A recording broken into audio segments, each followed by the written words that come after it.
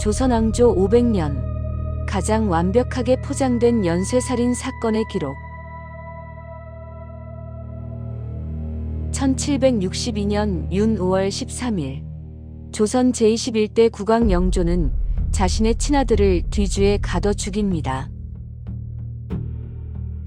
우리는 이 사건을 이모화변이라 부르며 완벽을 요구했던 깐깐한 아버지와 그 압박을 견디지 못한 아들의 비극적인 가족사로 기억합니다. 하지만 교과서가 우리에게 주입한 이 감성적인 프레임은 철저히 난도질당한 진실의 얇은 껍데기일 뿐입니다. 그 껍데기를 단 한 겹만 벗겨내면 전혀 다른 핏빛 기록이 모습을 드러냅니다. 영조실록과 한중록의 교차 검증이 가리키는 사도세자의 진짜 얼굴. 그는 시대의 희생양도 단순한 비운의 왕세자도 아니었습니다. 궁궐이라는 절대 권력의 밀실. 그는 그곳에서 무려 100명이 넘는 사람들을 도륙한 조선 왕실 최악의 연쇄살인마였습니다.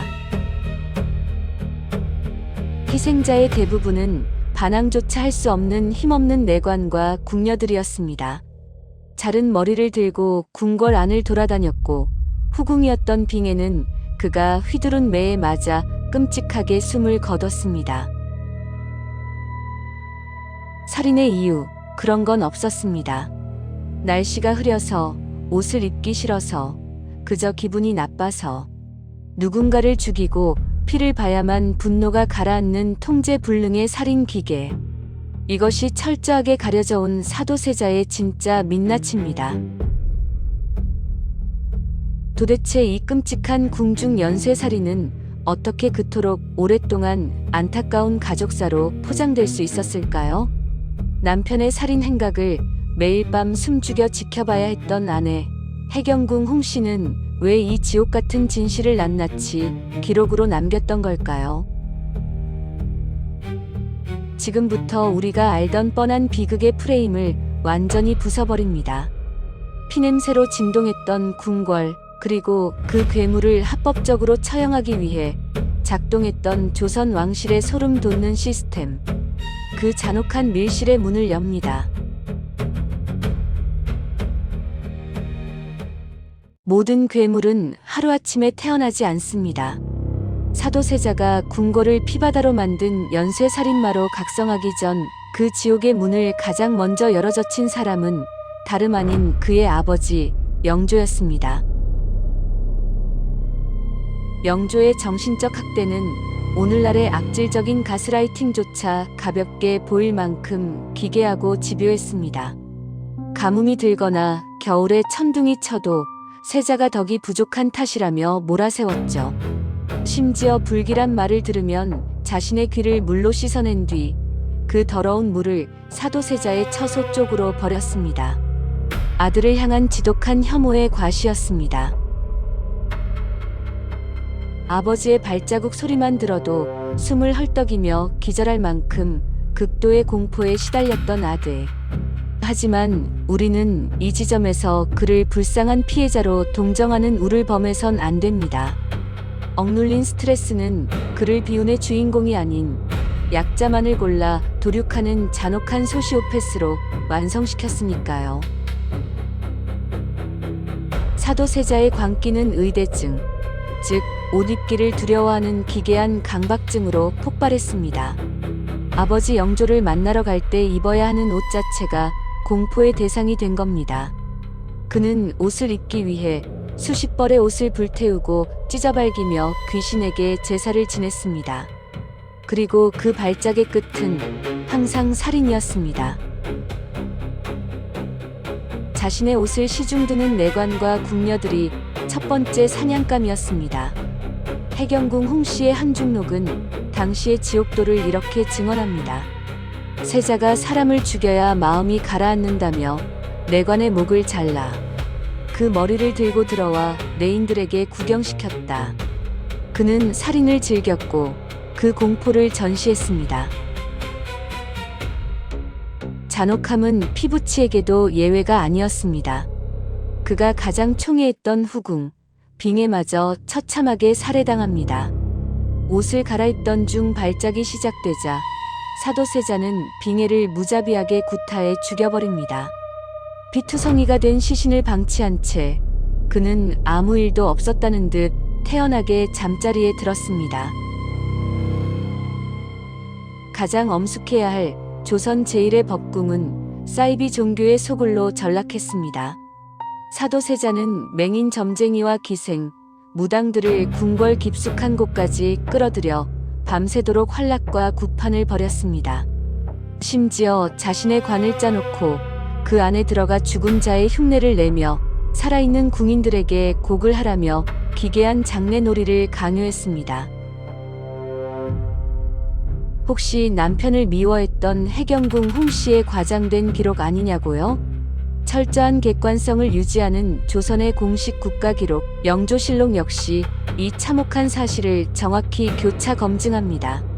세자가 죽인 내관과 나인, 백성들이 100여 명에 이르고 낙형불로 지지는 형벌을 가해 잔혹함이 비할 데 없었다. 정적들의 모함도 해경궁 홍씨의 변명도 아닙니다. 사도세자는 의심의 여지 없는 조선 역사상 최악의 연쇄살인마였습니다. 담장 하나를 사이에 두고 남편은 사람의 목을 베고 피를 뒤집어 쓴 채 거리를 활보했습니다. 매일 밤 짐승 같은 괴성과 궁인들의 비명소리를 자장가처럼 들어야 했던 아내. 해경궁 홍씨의 삶은 그 자체로 언제 목이 달아날지 모르는 생지옥이었습니다. 우리는 보통 그녀를 가련하고 무기력한 피해자로 기억합니다. 미치광이 남편의 폭력에 숨죽여 울며 그 끔찍한 세월을 한중록이라는 눈물의 기록으로 남긴 비련의 여인. 하지만 감성적인 렌즈를 치우고 냉혹한 정치의 관점으로 이 사건을 들여다보면 전혀 다른 소름 돋는 진실이 떠오릅니다. 그녀는 단순한 아내가 아니었습니다. 당시 조선의 절대 권력을 쥐고 있던 당파, 노론의 핵심 가문 출신이었습니다. 그리고 노론에게 사도세자는 반드시 제거해야만 하는 시한폭탄이었습니다.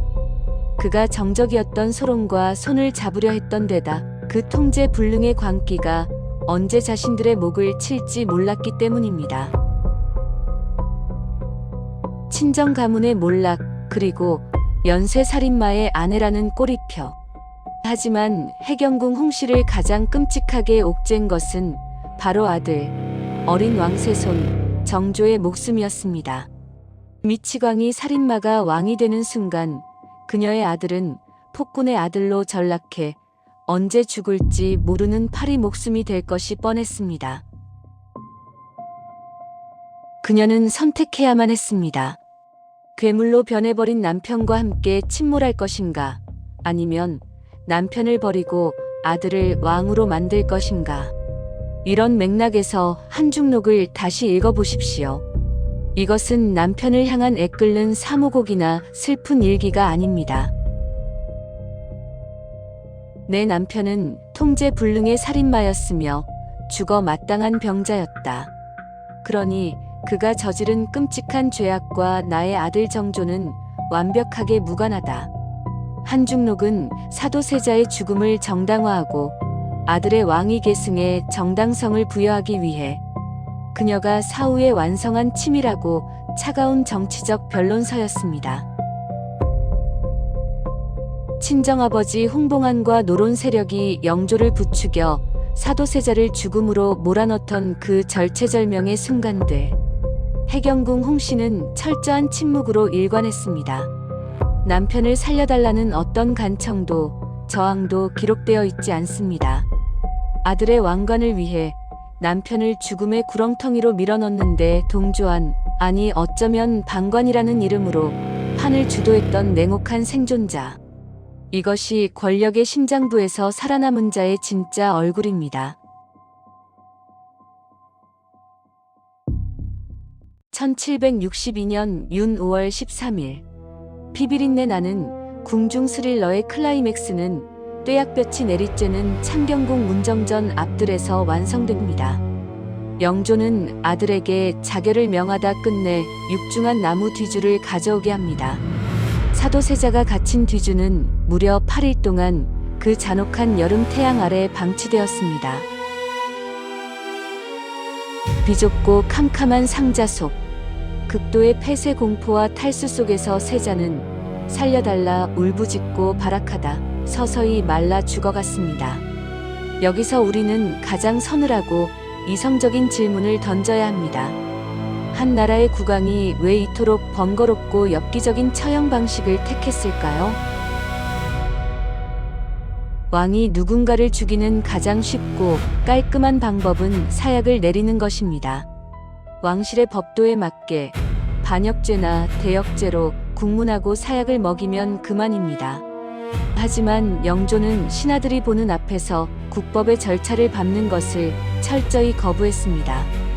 이것은 분노에 눈이 먼 아비의 우발적 범행이 아닙니다.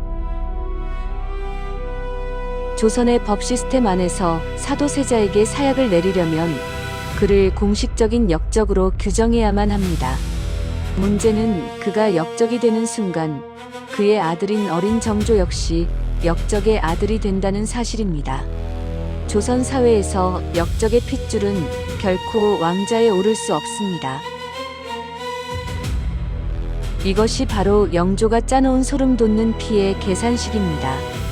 그는 통제불능의 연쇄살인마인 아들을 반드시 폐기해야만 했습니다. 하지만 다음 후계자인 똑똑한 손자 정조는 흠집 하나 없이 온전하게 살려내야 했죠. 그래서 그는 국가의 법이 아닌 아버지의 가르침이라는 편법을 동원한 겁니다. 뒤주에 가둔 것은 형벌이 아니라 아버지가 아들을 훈육하다 벌어진 우발적 사고로 포장하기 위한 기막힌 장치였습니다. 사도세자는 국법에 의해 처형당한 대역 죄인이 아니라 그저 좁은 공간에서 불행하게 질식사한 것이 됩니다. 이 치밀한 논리 덕분에 정조는 연좌제의 사슬을 끊고 왕통을 이을 수 있었습니다.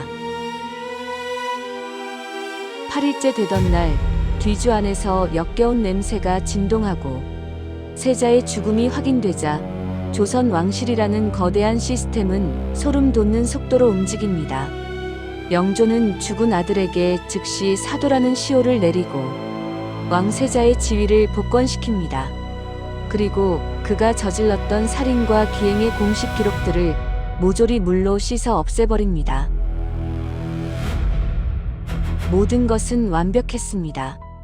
피에 굶주린 괴물은 제거되었고 똘똘한 후계자는 살아남았으며 왕실의 명예는 지켜졌습니다. 그 날카로운 권력의 칼춤 속에서 억울하게 난도질당했던 100여 명의 희생자들은 철저히 지워졌습니다.